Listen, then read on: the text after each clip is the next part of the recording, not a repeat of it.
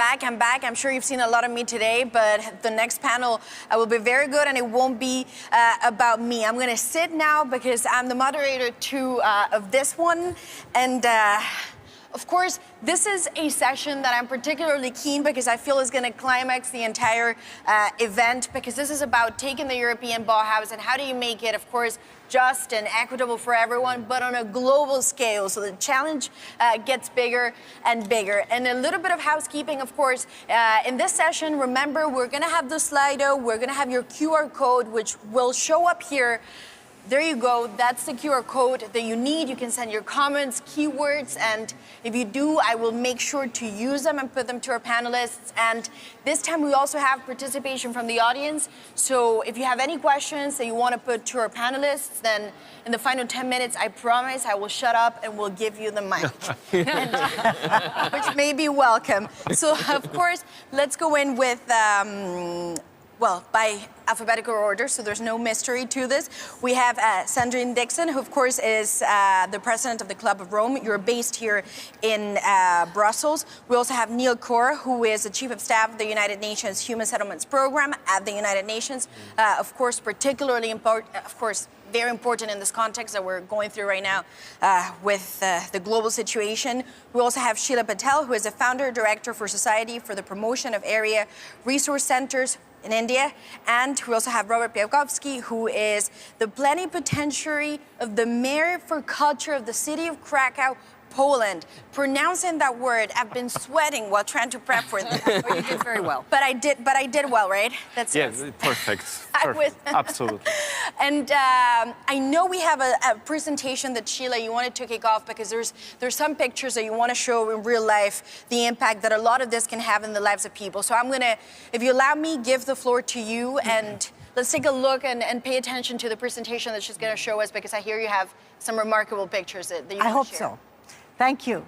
The reason that I bring these slides in is, first of all, to demonstrate that the reality in the global south is that there are huge volumes, from 70 to 40% of cities living informally in slums, where people build their own homes, they design, finance, and construct them, and that most government institutional arrangements don't reach them.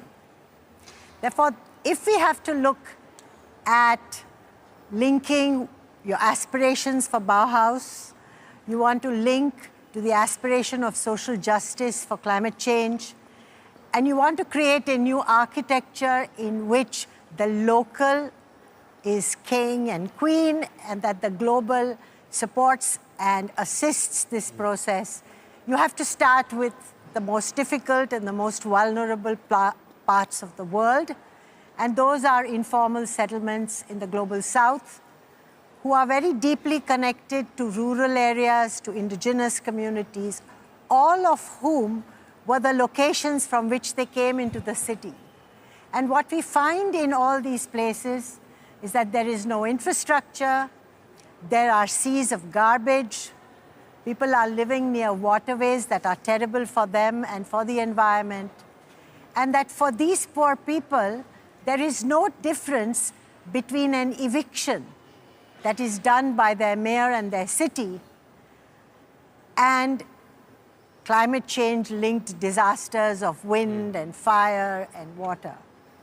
And so what I bring to you is an amazing global movement of the urban poor called Shack Dwellers International, of which I have the privilege of being a founder, which builds on poor women taking charge of their lives and telling you that they are not victims, they are in charge of their lives, and they will produce agency, voice, and the capacity to negotiate with their city, with their countries, and globally. So I come on behalf of all of them to say that we are at a point of time where we are in chaos. There is confusion of what is the right thing to do. And you have very poor women, most of whom are illiterate, using digital data, producing evidence, and producing solutions that cities and the world cannot take. And we are important partners of the World Urban Forum and of UN Habitat, explaining to everybody that the world has to be inclusive if we want to transform it into a planet that works for everybody. So I want to just end with this thought in your mind that every location, every city, every place is different. That difference, those unique characteristics have to be brought together in order for us to produce a beautiful future global, which is inclusive. And as one of the people who were part of the Bauhaus high-level table, I want to say that it's a privilege to finally see Europe exploring sensitively issues outside Europe in order to produce the kind of inclusivity that helps all of you in Europe to understand the implications of everything that you do that produces either terrible conditions or fantastic solutions for others. So thank you very much. Of course, it's global, but the targets are global too, so there's an incentive for this to be working. And of course, I also want to say, we talk about taking this on a global scale, make it fair, but it would not be a panel on this if we did not have the youth and the younger activists represented. And we do have Dominica Lasota, who's joining us remotely. Of course, she represents Fridays for Future. Everyone knows what Fridays for Futures is, and she's joining us from Poland. We'll be talking to her in just a little bit. And Robert, well, from Poland to another, we're representing Poland today here. You know, I want to also give you the floor because I know you told me there's also a presentation that you want to share with us. Your pictures were incredible, by the way, really striking. And well, now I leave it all to you. So I greet you, Dominica, from Brussels. I will speak also about some of the little examples from Krakow you may know, because this experience is common for most of the cities of the Central Europe and of the World War II, industrialization, communism, and so on, European City of Culture of the year 2000, and now Green Revolution, which is really connecting Bauhaus ideas and also, let's say, cultural shift. Cities became in Poland, especially, a major force to change life, to change quality of life in entire Poland. And what happened in recent time, this resilience, which is a huge capital, was an impressive asset in time of war, when cities could really absorb actually millions of refugees, 3 million in total in Poland, and now we have in Krakow 240,000 refugees completely integrated with the local society. This is the image of Krakow from early 2010. So you can literally not see anything. We haven't seen each other on the market square of Krakow. Smog, fog, the poor quality of air. And then a situation has changed, of course, because of the activists. Civic society started to push local government to really ban to heat their houses with solid fuels.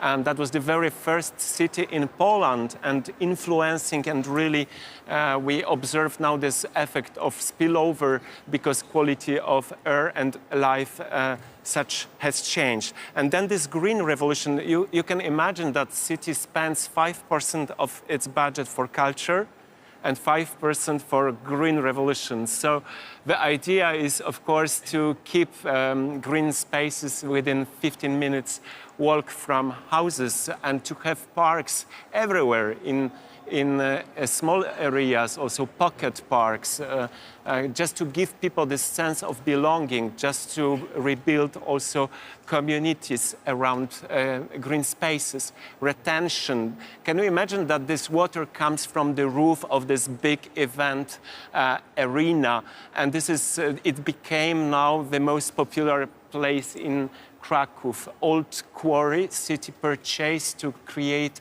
a beautiful floating swimming pools for community, and it is going to be open this year. then changing the functions of the roads. You can see this wall that was railways, which were dividing the city, dividing people from each other. Now they are dismantled and completely different purpose, parks and social space. Climate neutral district in Jewish quarter, bringing green investments into one of the most neglected areas of city of Krakow, bringing parks, connecting with river, with different actions. Education of kids, important issue, which is a key action amongst festivals activities also. I see here Katrin de Venter from European Festivals Association. So it's a great partner also how to use force of the festivals to foster and to promote Bauhaus ideas, the sense of togetherness, well-being, care, slow life, but also empathy, solidarity, integration, and to be able for such an immediate response in case of war when this activism and civic society is really crucial. And I wanted just to say that In Search of Credibility is a title of Open Eyes Congress, which is a big think tank in Poland, organizing different discussions, but meeting also experts from different domains, different sectors together and speaking about economy of values, world after growth, and also promoting Bauhaus ideas. And this is the picture from this year, just to show you that we did read at the beginning of 19th and 20th century that sometimes from Krakow you can see Tatra mountains, which are literally 80 kilometers from Krakow. So actually we read about that, but we've never seen. And thanks to all of the common actions against the smoke, finally we can see that. And we can see Katowice also, because within 2 weeks we meet each other in World Urban Forum in Katowice. Yes, thank you. Listen, I'm sold. I'm booking the flight. We're going to Krakow. We're going to go visit immediately. Neil, I want to ask you a question. However, you see that from the perspective of the United Nations. So you have more of a 360 view of a lot of things now. Today we're here in Brussels. We've debated the new European Bauhaus. How can we incorporate some of those themes and perhaps take it global? Do you see this being almost a platform for a much bigger conversation that goes beyond the European Union? Thank you so much for having me, and thank you to Sheila, so our good partner. I'm only hoping that we live up to the partnership. I say it now. And of course, very good to have images of Krakow, which is also going through urban regeneration work and urban renewal. And I definitely think on three key aspects why the new European Bauhaus is so relevant globally. Firstly, I think in terms of values and alignment with the Sustainable Development Goals of the United Nations, we have a lot of alignment. My limited understanding of the new European Bauhaus is about a whole way of life. I think we need to also look at one key aspect which is quite unusual. It is the focus on beauty, on culture, on aesthetics. And at the last World Urban Forum, we actually had that theme of culture and cities. So just to say that at the global level, at the level of the Sustainable Development Goals, definitely it's really very relevant. The second dimension has got to do with advocacy. Advocacy not only in Europe, as Sheila said, about the Global South, but creating a kind of dialogue between the Global South and Europe. I always think about my executive director, Madam Maimuna Sharif, who is the ED of UN Habitat. And when we were in Stockholm recently, she mentioned about Maimuna's mistake. So Maimuna grew up in a rubber estate in Malaysia in the 1960s, had to walk 4 kilometers to go to school, and then she got a scholarship and she came to the United Kingdom. And in the United Kingdom, she saw snow for the first time. She rode in a double-decker bus. And then she went back and she renovated her perfectly natural, sustainable house to put in air conditioning set.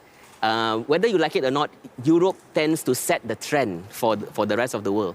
And I think the fact that the new European Bauhaus takes this approach of dialogue, of conversation, is so important, because whether we like it or not, we are in one planet together. And I don't have to even go to the challenges of the global south, whether or not they want to be carbon neutral. But I think, as what Sheila has pointed out, it's whether they have an opportunity to have a carbon neutral lifestyle. Because at this point in time, we are on the kind of pedagogical logic that we want to be like Europeans, huh? And we have to have, cake, Kentucky Fried Chickens, etc. Nothing against Kentucky Fried Chicken, but you could be against Kentucky Fried Chicken, no problem. So again, I think on these three levels, really, I think it will be very exciting to see where this conversation takes us. Thank you very much. Yeah. Thank you very much, Sandrine. I thought you were nodding and at times kind of saying, well, I agree with that. So I wonder, first of all, I actually want to know, when you hear the new European Bauhaus, what comes to mind to you? So, first of all, I think that what comes to mind is when we think of Bauhaus, it is an architectural type, right? It was a movement. It was an architectural movement, which actually brought in both natural dimensions and urban environments in architecture. And myself and Sheila have actually just come from the Vatican, where there has been a big 2-day meeting with architects, with urban planners, with NGOs, with representatives from the South and the North, talking about how do we actually shift our society. How do we look at a new societal framework, taking into consideration our sustainability goals, exactly, the SDGs, but also taking into consideration the way in which we want people to thrive, not just survive. And that, for me, is the essence. And coming from the Club of Rome, some of you may not know, but the Club of Rome were the first who actually wrote the limits to growth 50 years ago, so 1972. This is not a celebration anniversary, by the way. It's a bit of a what the heck happened, so that 50 years ago, we were told that with population growth and the limits in our natural boundaries, that actually we would have a series of tipping points. And here we are today in this aha moment, which is we are faced with the 3 C's, right? Climate, COVID, and conflict. And conflict, by the way, not just in Ukraine, but across the globe, which will only intensify because those 3 C's are the tipping points that we predicted already 50 years ago in the limits to growth. And if we continue to build the cities of today, which are built on the backs of the South, of natural resources that cannot be replenished, on the timber that is coming from tropical forests that cannot be regrown, we will actually hit a literal wall. So for me, this is a moment to tell people that we have seen through COVID that we can transform, that the Bauhaus movement is a movement of people, planet, prosperity, and peace together. And having just been at Davos, where unfortunately I caught COVID, and I can tell you that it really does hit you hard, and it makes you realize just how vulnerable you are. But I also was with a group of Ukrainian students and the former government of Ukraine. And the conversation that we had, Maria, which was so beautiful and reflects the Bauhaus movement, is that the Ukrainians today are thinking, this is the opportunity for us to rebuild and to build better. It is the opportunity to tap into the essence of a value system that we truly want, which is to come back to what is most essential, to come back to what is most important to people, to address how we can make our cities thriving places where we talk about mobility, not cars, where we talk about services to people, not just purchasing more material goods, where we talk about mental health and how well-being can be enhanced through natural spaces, and also access to healthcare and our amenities that are the most fundamental for us to thrive. That is what the Bauhaus movement can be. But we have to reflect on this backbone that I was talking about, which is that the vision of Bauhaus can be one for the rest of the world, but if we want it to be, we have to think about our relationship with our colonial past, with natural resources, with the way in which we use materials in order to build cities of the future that do not deplete the natural resources of the globe today. And there's so much you said there that I want to ask you 100 follow-up questions, but then I get told I talk too much and then we're always late. But I am going to ask you two very briefly. You did mention the CCC, which to me that is spot on. So you say there's conflict, there's COVID, and of course we have a climate crisis that has become, or was before the war, the #1 issue in many ways. Some argue ultimately one's got to give up. You can't tackle the three at the same time. Do you worry perhaps that because maybe there's conflict happening now, that climate is going to not be as a big a priority as it was before, that COVID, now that it seems that we're out of it, it's going to fall back on the agenda, and again, we don't talk about a lot of health issues that are very real. Can we actually tackle three different types of problems at the same time? Absolutely, we can, and it's an absolute cop-out by politicians who are short-term decision makers and who think about profit thinking before anything else. The fact of the matter is that if we don't put in place the right short-term levers today, we will not build resilience in our system. And let me be very clear, people are ready as long as we are honest with them. If we go to Australia, for example, here's a perfect example. Total desertification in certain parts of Australia. The water companies could do two things. Either they hike up the prices and they knew there would be revolt and revolution in the streets, or they talk to the people and they say, here, let's become more efficient. We will work with you to up our efficiency by 50% because we have seen that we can do that together and we will not hike up the price. What do you think people said? No, go to hell? No, of course, they embraced it. And they said, okay, well, let's do this together. We have got the well-being economy governments that, by the way, through COVID, are the ones that were the most resilient. Why? Because they have indicators now that are not just based on GDP indicators. They have environmental indicators, economic indicators, and also educational indicators, health indicators, etc. Those three social, environmental, and economic indicators have enabled them to focus on what's important in their society. It also so happens that 4 of those governments are driven by women who took communication seriously and who went always to the people and told them exactly what was going to happen. Again, honesty has enabled that relationship to thrive and their economies to continue to thrive through difficulties of hardship.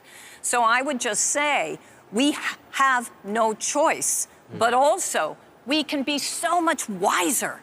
We can be so much better at our decision making. We can get rid of perversities in the market that exist, shift our subsidies today for industrial agriculture and for carbonized energy into decarbonized energy and new regenerative agricultural practices.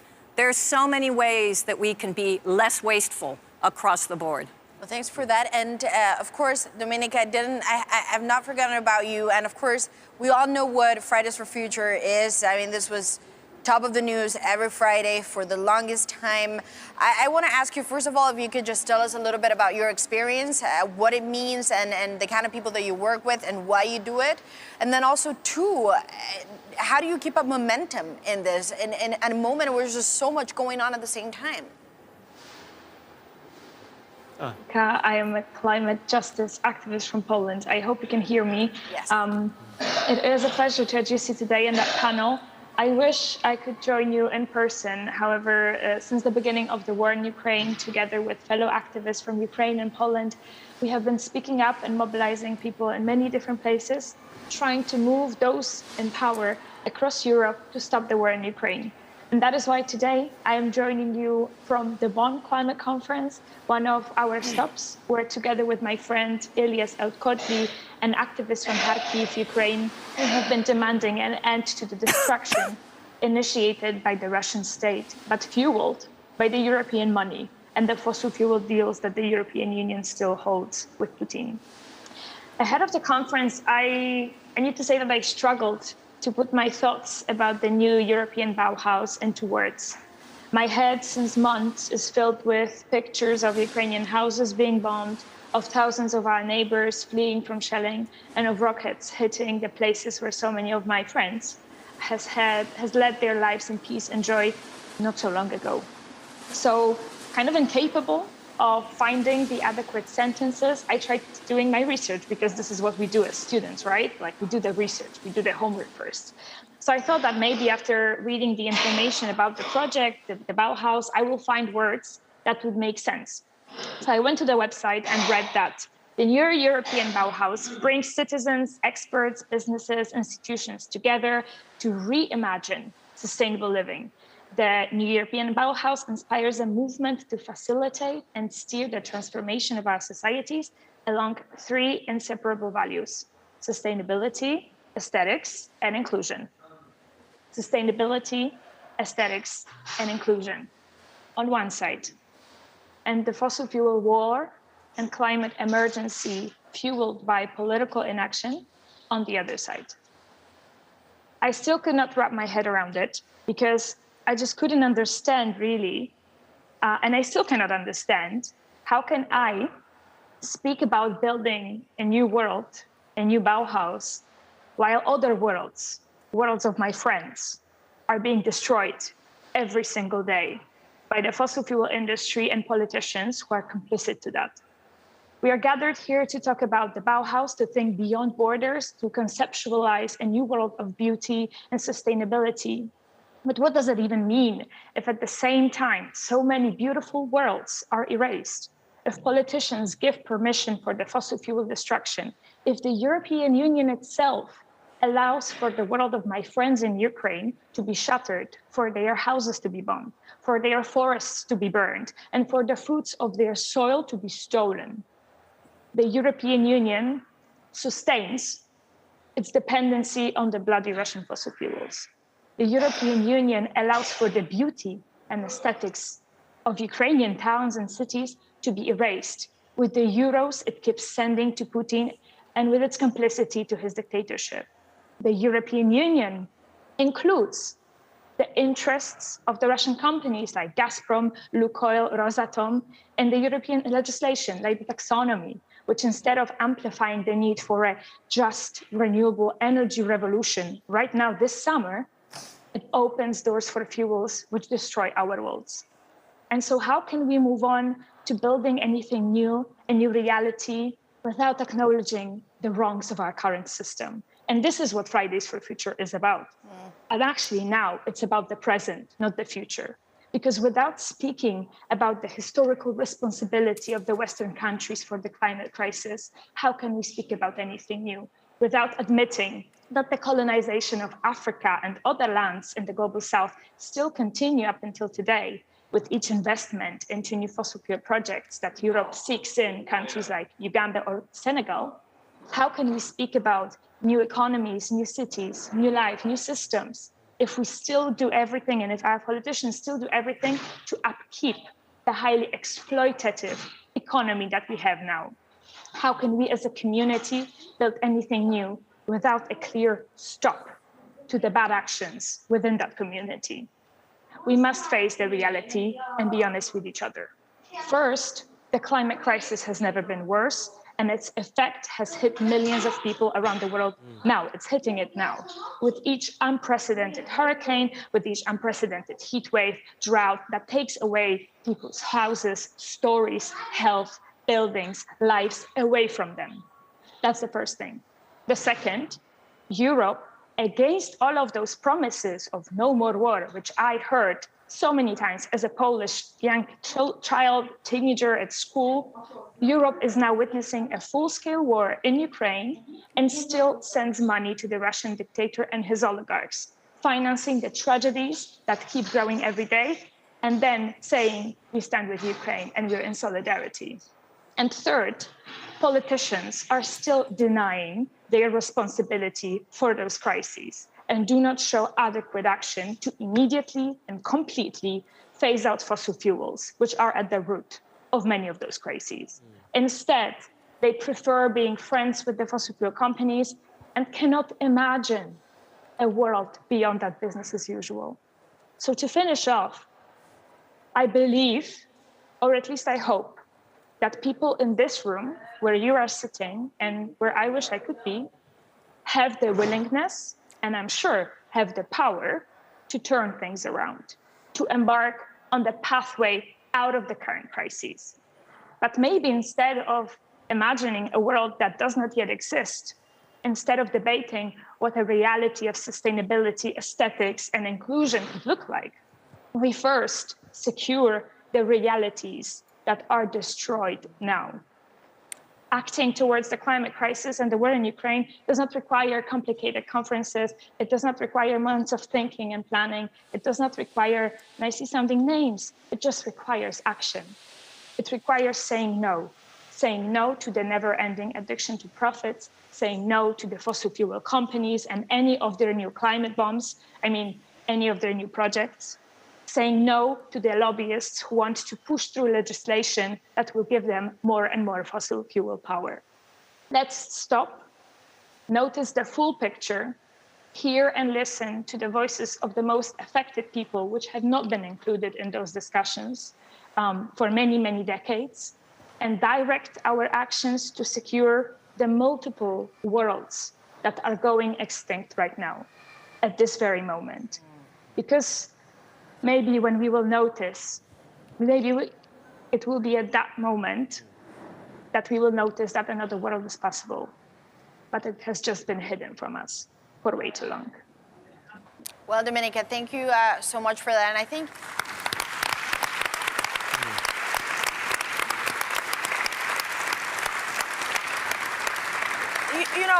I think, to be fair, her words do showcase some of the tensions and frustrations that we're seeing around some of the long-term decision-making process that perhaps had been done in the European Union. Although I do want to say, to be fair, is that the European Union has said it wants to move away from Russian fossil fuels.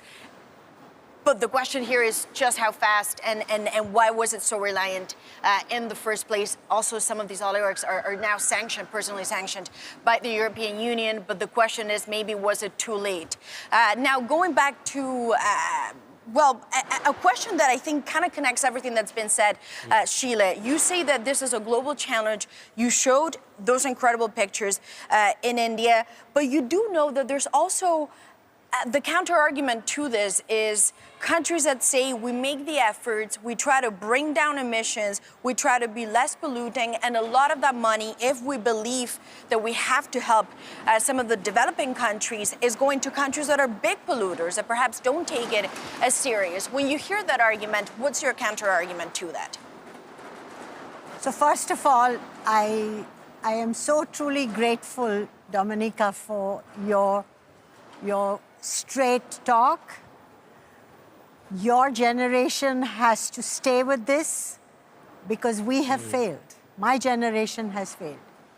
We have all fallen into this old paradigm where today 15% of the world's population owns 75% of its assets. And this inequity is as much in the global north as it is in the global south.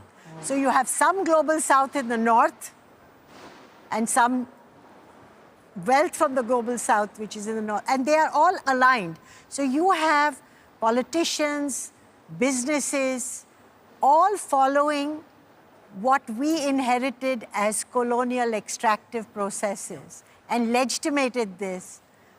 And so we continue to have businesses in the global south that align with this extraction, with maintaining colonial rules that produce 40 to 50% people living informally in cities because of the way in which cities were designed to work for the colonists. And you have a larger, like I was about to say to you, when you say, can you do all this all the time? Do we only breathe and we don't eat? We do 20 things at a time as human beings. So it's your frame of mind, it's your perspective, it's your value system that decides how you move forward. And you have what you are talking about, movements in the global south of indigenous people, of fisher folk, of farmers, of slum dwellers, all trying to tip this, but completely disempowered by their inability to make this transformation. And most of the the so-called rules of engagement emerge from the North that work for the North. And so, as a person who has begun to explore a European concept of the Bauhaus, I want to look at how much it's going to stretch itself. How much of it is going to address the serious challenges of inequity. Because you're talking about money. If you go and look at, first of all, every commitment by the rich countries to put money into climate finance has been dismal.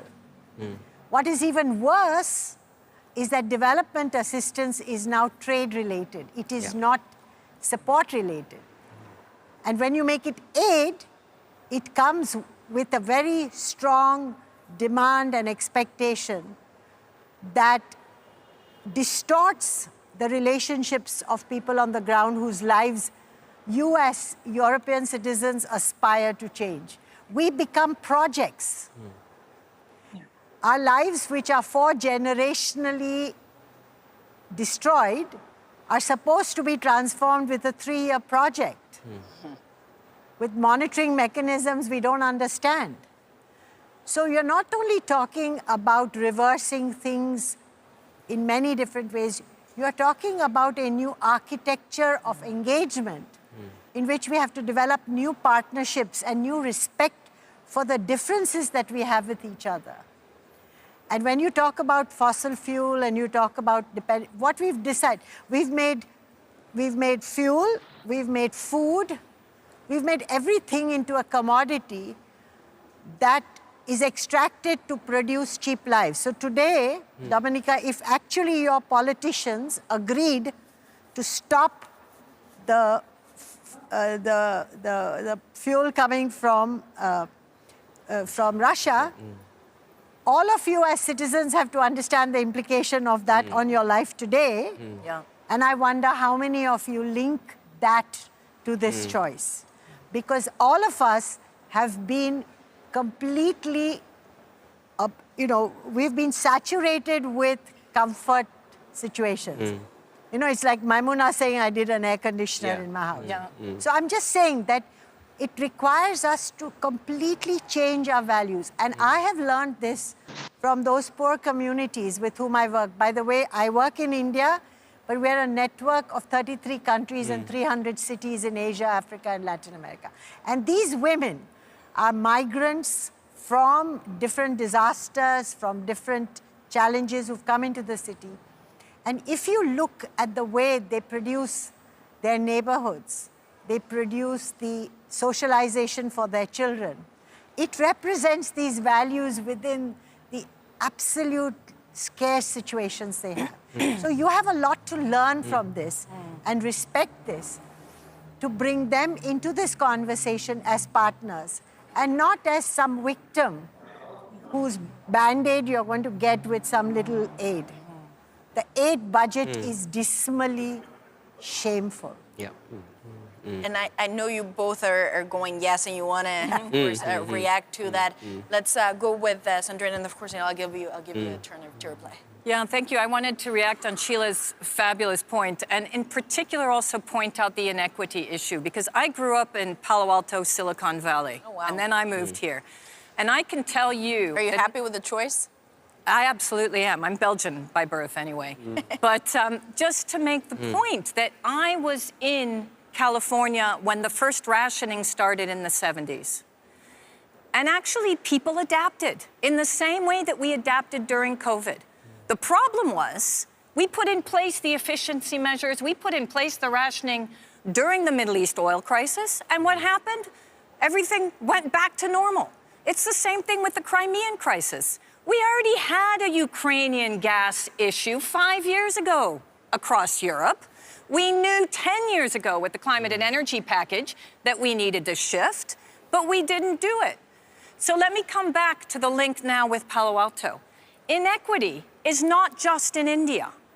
We have the highest amount of heroin users and actually homeless people now in San Francisco and in Palo Alto than we've ever had before. There are people now that are avoiding the city because it's called Poop Town. Now, Poop Town used to be Calcutta.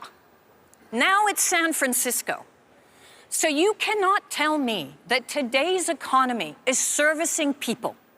We have the highest amount of mental illness and suicide that we've ever had, and we have the first generation, like Dominica, they're gonna make less than their parents. It's very true. Our economy is broken. This is the moment to bring in equity, to understand poverty, to link it to empowerment, and to decide that if we truly want to change exactly as Dominica says, we can. We have scientific proof. We've got all the data that we need. I sat on that taxonomy group, Maria, and I am so angry, as Dominica knows, because I've been very vocal. We had all the environmental evidence for 2.5 years with investors. We decided no nuclear, no gas. And what happens? A political decision is taken after those 2.5 years and puts back in gas and nuclear. So we have to get real, but I'm going to be saying to all of you that are watching and all of you in this room, getting real means exactly what Dominica says and what Sheila has just said. Not only shifting our lifestyles, but demanding what is due to us from our politicians. We have to give them balls again. We have to give them ambition again. And if they're women, we have to have them stop acting like men. The fact of the matter is we have to take control of our lives and our economies, because right now it's not servicing people, planet, and prosperity. And that can be the Bauhaus through remembering what it means to be human again by bringing in beauty rather than hate and power and greed. Well, thanks.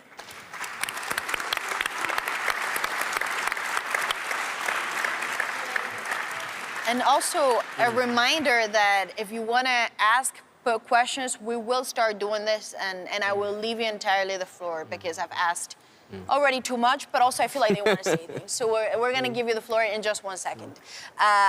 For sure. I also want to ask you, when Sheila said, and again, this goes back to this argument that we hear a lot from the developing countries.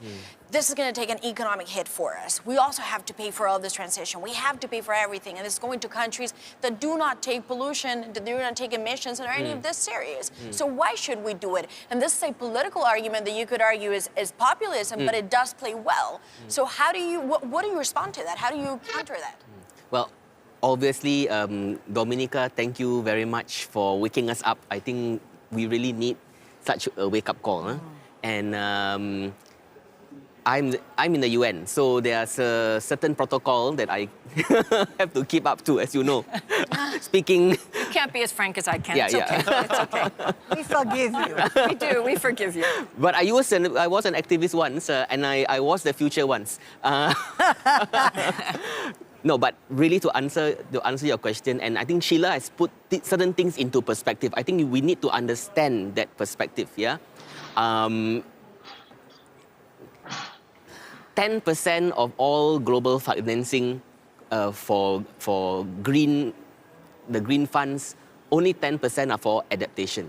Yeah. The reality is that for those countries in the global south, like what Dominica say, the present is slipping from their hands.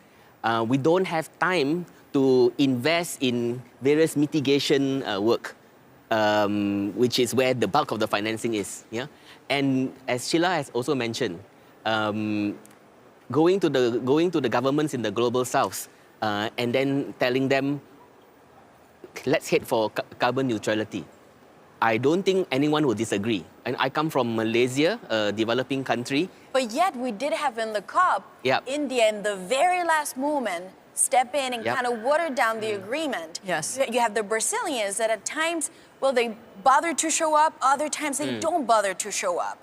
And don't you feel that however, it could also be a problem that there's a loss in translation that has happened? And the Russians never show up. Oh, and the Russians did not bother to show up on the G20. They make it clear their business model is fossil fuels. Exactly. For sure. Yeah. So, for sure, there's a lot of and problems. they won't be showing up to the G20, I guess. Yeah. Now they're not allowed. But I think at the end of the day, we really need to celebrate one aspect of the Bauhaus project, which is that we're in this together, right? And it's not going to be easy. I think for developing countries, There are civil society movements like what Sheila has mentioned. Of course, in the UN, we definitely encourage that to have solid partnerships. There are solutions, colleagues. There are solutions. SDI has shown one way of doing the different kind of planning. You have shown that if you're honest with people, we can get certain things through. What we really need now is to have that support from all of you to push policy into practice. I think that's what we really need to aim to. And it's not only, and it has to start from somewhere. I mean, it has to start from us, whether we are living here or in as Sheila said, in the global south. The reality is that as long as we don't walk the talk, nothing is going to change.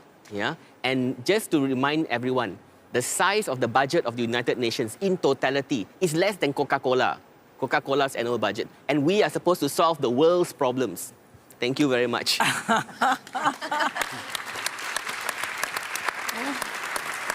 And Robert, we talk about some of the perhaps friction between what are perceived as big polluters. By the way, I should have mentioned China too at that point too. In Eastern Europe, Western Europe, sometimes we talk about that big clash too. Are the differences as big as they get presented at times? Is it more nuanced?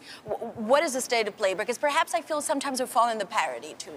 You know, there is many aspects I would like to refer. First of all, this. I just got back from city of Gdańsk, where we've got Congress of cities, shelter cities, cities of refuge, giving protection to persecuted writers, artists. And one of the main guests was Lech Wałęsa, the legendary former president of Poland, but also Nobel Peace winner. And he's 80 already. So he started his speech to all of the writers from 40 countries saying, my ship already achieved its harbor. Now it's time for you. Now it's time for you to take the responsibility. And Bauhaus, it's about taking responsibility. And I agree completely with Dominika.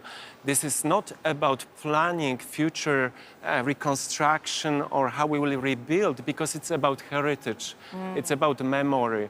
It's about symbols. It's about identity of those people. They are, we know in Poland what does it mean to destroy city to the ruins, like nothing remains. Look at the Warsaw after World War II. And Soviets were literally waiting until Nazis will destroy Warsaw to the ground.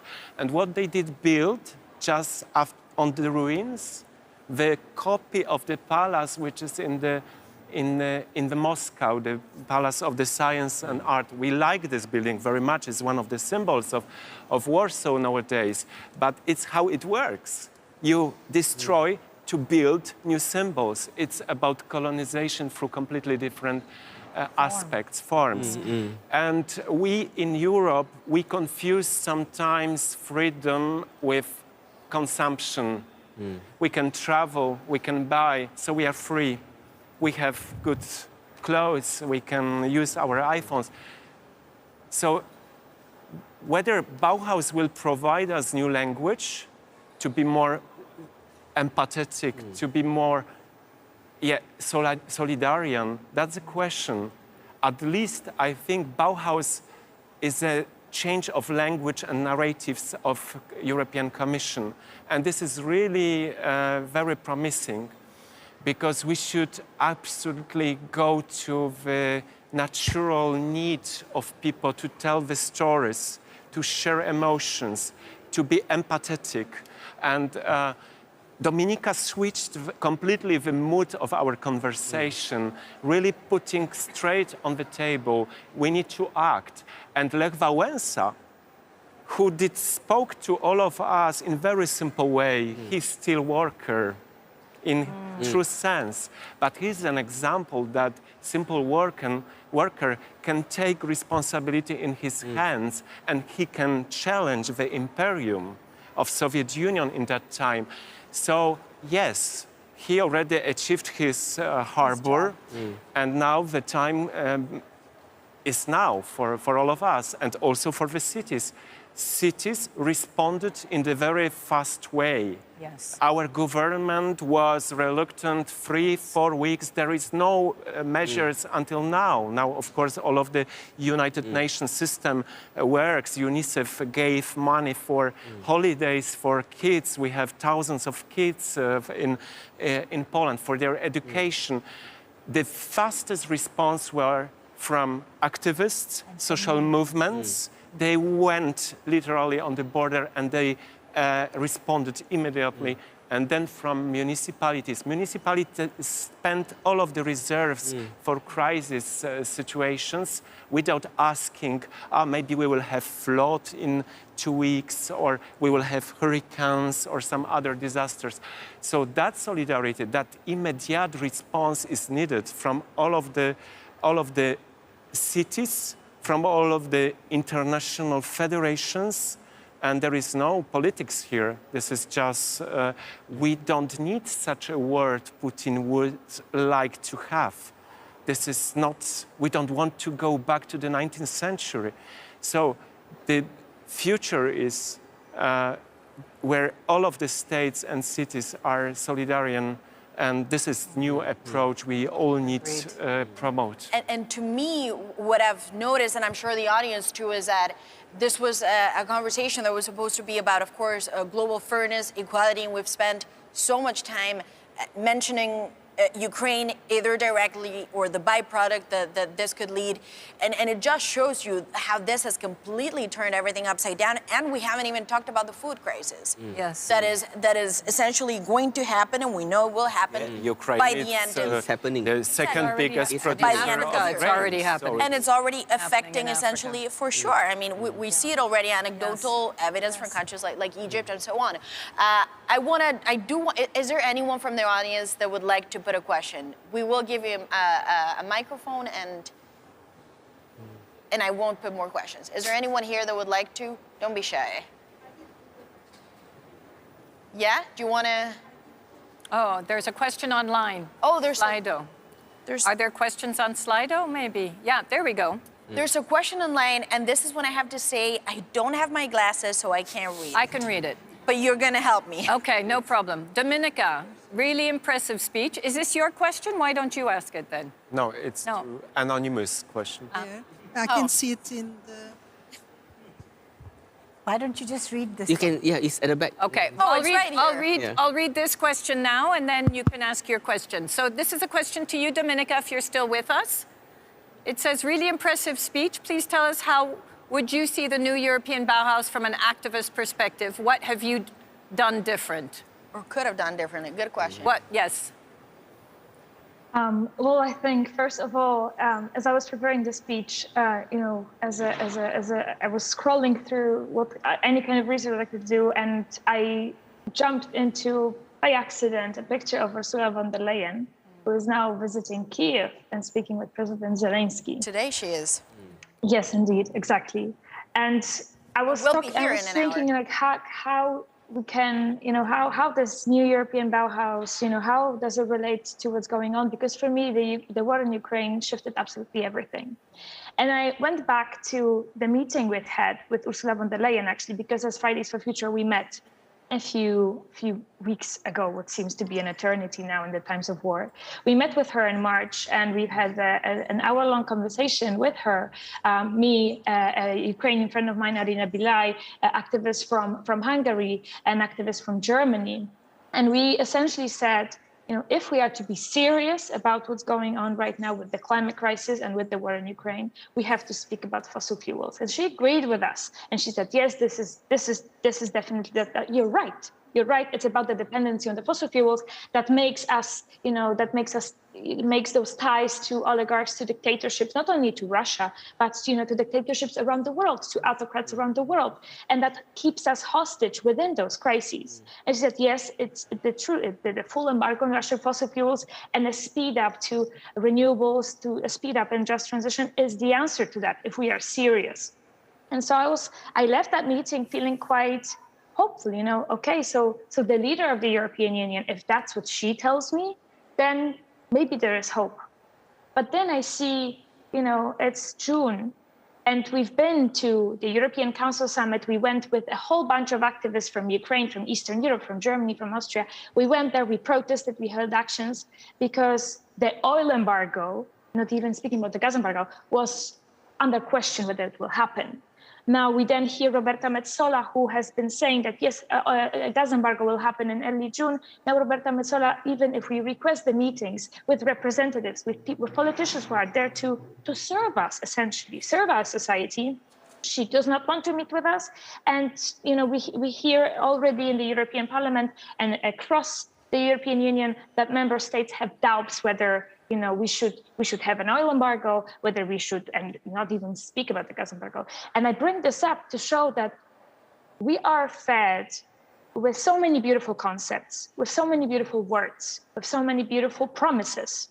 So as Fridays for Future, we know more than well because we've been campaigning for climate action since years, and we're fed up with empty promises, with concepts, with sustainability targets, with goals that mean nothing. And so if the new European Bauhaus or any kind of promise, any kind of idea is to work, we must end with the era of empty promises because they mean nothing to us. And we must first listen to those most affected by the crisis that we're living in, but then turn our sights to who's responsible for where the money flows. Who are the companies in Europe that are still driving the destruction and the exploitation of people in the global south? We must watch very closely the political decisions that are made now. As Olaf Scholz, the Chancellor of Germany, one thing is that he doesn't want to cut off from Russian fossil fuels. And then we hear that our friends in Senegal, in Uganda, they already speak about the fact that Germany wants to exploit their oil and gas. There's so many political decisions that are happening right now as we speak, and that will determine whether we have any chance for any new European Bauhaus or any just transition or any kind of beautiful concept to be possible. And so if it is to work, if this is to be real and possible, we have to watch very closely what those who are supposed to serve our societies are doing, whether they bring beautiful promises or whether they bring actual just action. And so this is what I expect. And this is what I see the only hope. It's an action, concrete action right now as we speak.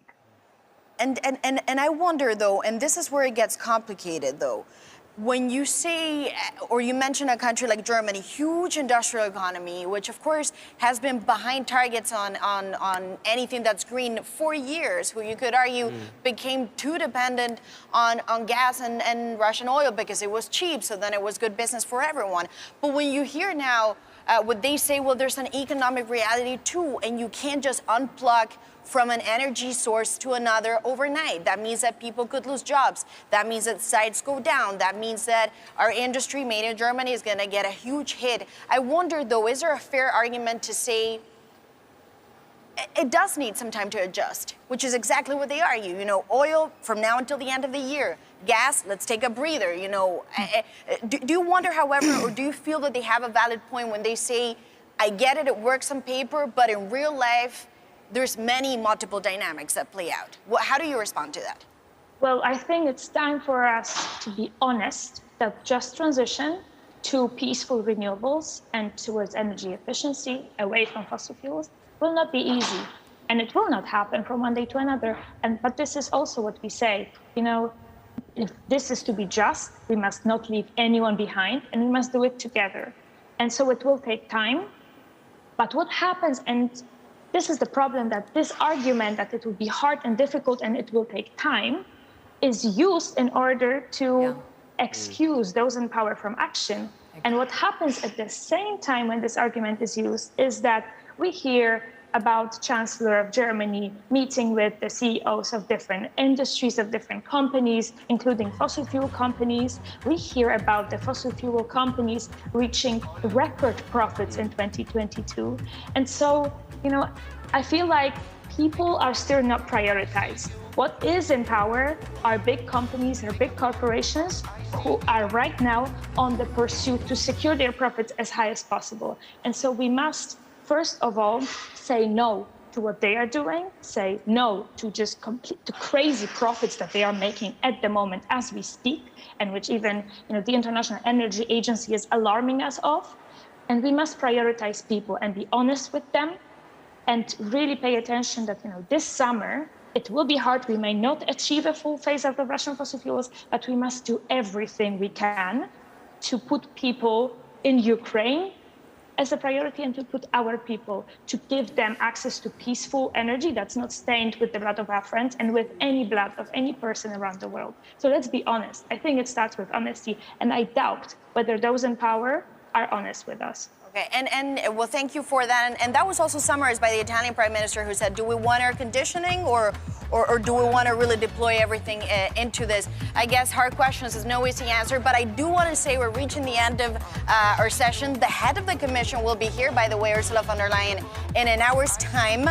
She's visited Kiev today, and I'm sure Roberta Metsola, if she's watching this, will meet with you very soon at the European Parliament. And now we've reached the end of the session. I want to say thank you to all of our panelists. I want to say also thank you to Domenica, who joined remotely. Hope to see you very soon in real life, and it was a pleasure. Thank you very much. And of course, stay with us, because the award ceremony will happen in an hour's time. And in the meantime, there's an incredible set behind, so go and enjoy it. I know I will. I have many things that I want to do and try. The food is amazing. So you have an hour. Thank you very much. Thank you.